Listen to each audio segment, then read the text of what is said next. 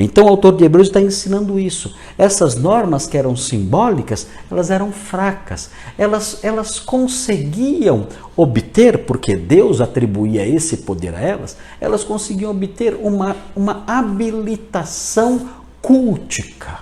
A pessoa, com aqueles sacrifícios, ela se purificava de forma cerimonial, cultica e ritual, para poder se aproximar do altar, dos utensílios, ali tudo mais, do tabernáculo.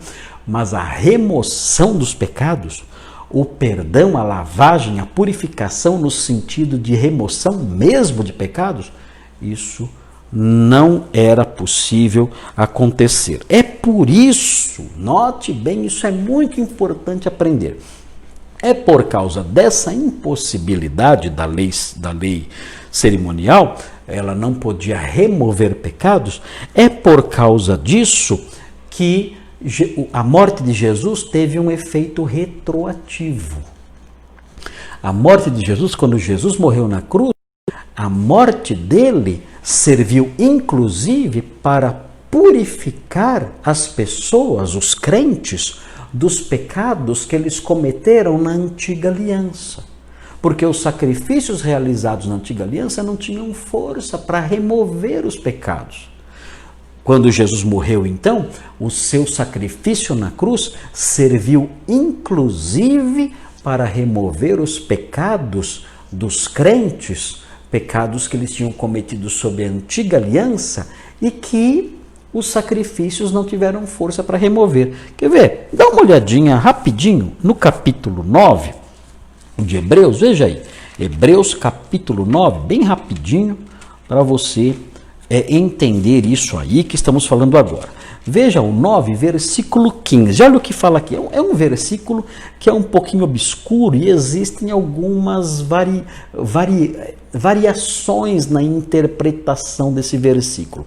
Mas uma delas, que parece muito atraente, parece interessante e parece ser correta até onde podemos enxergar aqui, salvo engano, né? Porque às vezes os elementos de um texto não são suficientes para uma compreensão absolutamente segura, mas até onde nós podemos enxergar, o 9:15, Hebreus 9:15, aponta para isso, mostrando que o que Jesus fez na cruz serviu inclusive para remover os pecados cometidos na antiga aliança pelos crentes daquela época, cujos pecados não tinham sido de fato removidos por sacrifícios de animais. Veja 9:15, diz assim: por isso mesmo,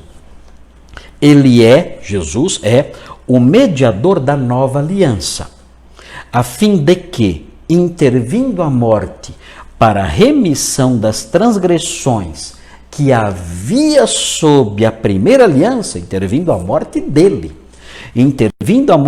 para a remissão das transgressões que havia sob a primeira aliança. Olha só, esse texto parece dizer isso.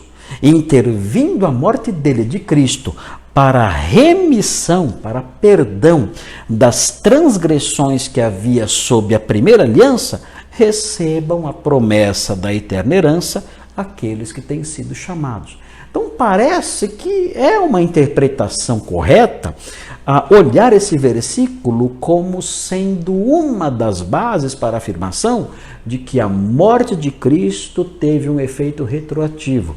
Ele morreu para perdoar, para resolver o problema das transgressões que havia sob a primeira aliança. Ainda que existam outros entendimentos desse versículo, esse é um entendimento possível. Quer ver outro texto? Anote aí outro texto. Romanos 3, 23 a 26. Romanos 3, 23 a 26. Abra aí a sua Bíblia. Romanos 3, 23 a 26. Deixa eu pegar aqui. Pois todos pecaram e carecem da glória de Deus. Conhecido esse versículo. Sendo justificados gratuitamente por sua graça, mediante a redenção que há em Cristo Jesus. Isso aqui é versículo evangelístico, né? Somos justificados de graça, né? Por sua graça, gratuitamente, por meio da redenção, o livramento, que há na pessoa de Cristo. É por meio dele que vem o livramento, é por meio dele que vem o perdão. Veja o 25. A quem Deus propôs no seu sangue como propiciação, mediante a fé, para manifestar a sua justiça, por ter Deus, na sua tolerância, deixado impunes os pecados anteriormente cometidos. Olha só que interessante isso.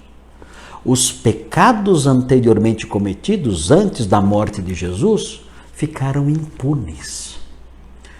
Mas quem pagou foi o bode, o cordeiro, o boi, pagou. Esse preço pago por animais não é suficiente.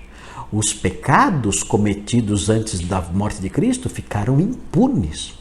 Então o texto fala aqui que Deus, na sua tolerância, deixou impunes os pecados anteriormente cometidos. Aquele boizinho não conseguia, não, pagar, sofrer as consequências do pecado. Era algo ali só simbólico, só cerimonial, só ritual, com um valor meramente cultico e nada mais. Agora note, ele fez isso, ele deixou impunes os pecados anteriormente cometidos. Veja o 26. Tendo em vista a manifestação da sua justiça no tempo presente.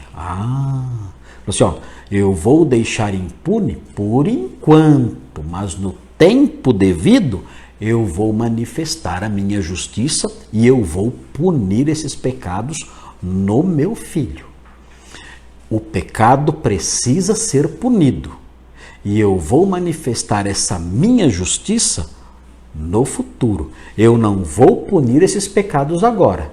Esses bichinhos que estão morrendo aí, não adianta nada para resolver a questão do pecado. O pecado continua.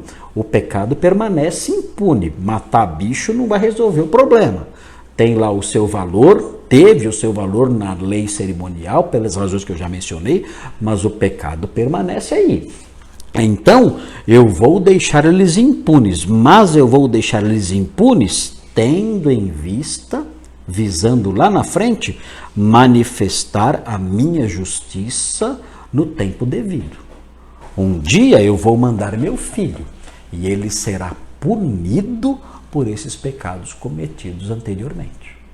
Então é muito interessante isso aí.